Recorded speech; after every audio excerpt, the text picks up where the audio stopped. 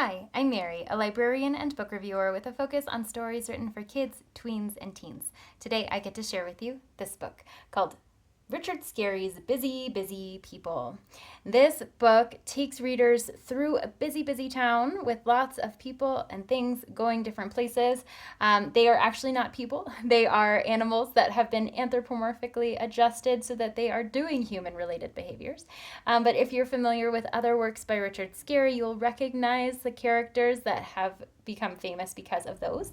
And there's so many details on these pages. So while it's not a traditional narrative, it does kind of go through a pattern as you're going through the book.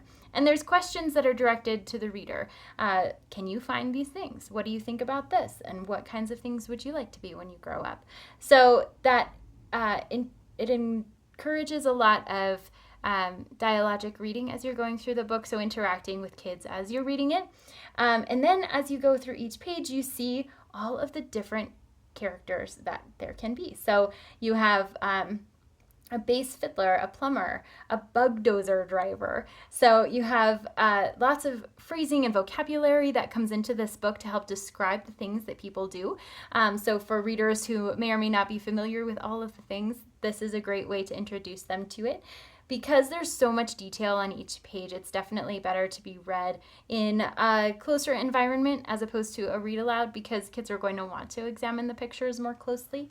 But it is one that kids will return to again and again, especially if they like that seek and find component.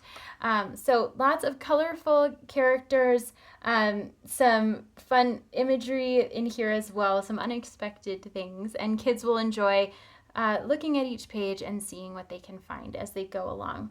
So great for kids who are attentive readers, who like to find the details in pictures, particularly for that preschool, kindergarten age range, when they are starting to think maybe about what they might like to be when they grow up, and then they can investigate the different options through fun stories like this.